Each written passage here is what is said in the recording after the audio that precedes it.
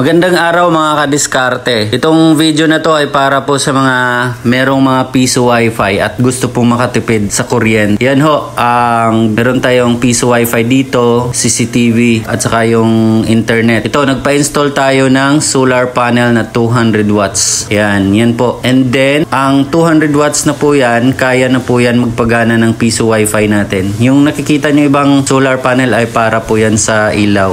Yan. Okay, at meron din po tayong overnight na ilaw dito. Solar po yan. Ang papakita ko sa inyo yung installation natin. Ayan o. So ayun na nga guys. Pinapakita ko sa inyo yung solar installation natin. Ang pwede pong gamit dito, ito po yung pina-install ko na solar.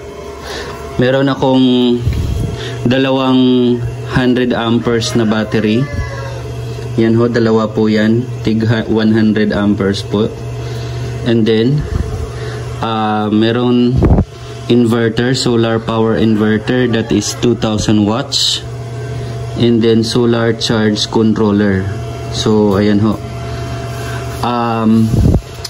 Kaya po nito magpagana ng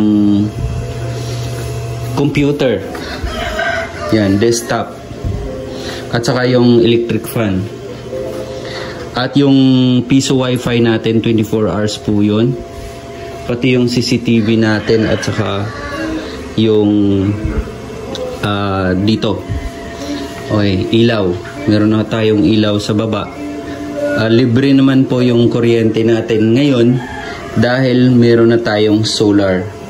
So sa lahat po na gustong makatipid, lalo na kung palaging brownout sa lugar ninyo, at kung meron kayong mga piso wifi, perfect po ito para sa inyo. Pwede kayong magpa-install. Yung pina-install ko po ay dalawang dalawang 100 watts na panel, 200 watts lahat. Yan.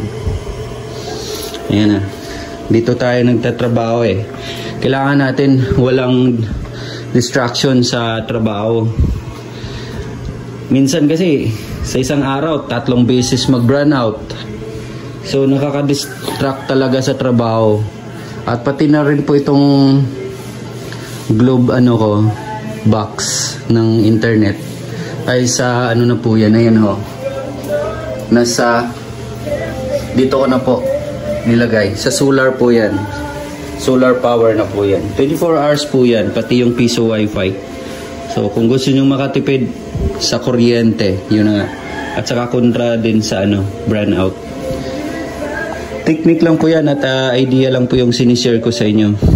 I don't boast anything here. Yun lang po. Maraming salamat po sa panood. Please subscribe and follow my Facebook page. God bless everyone.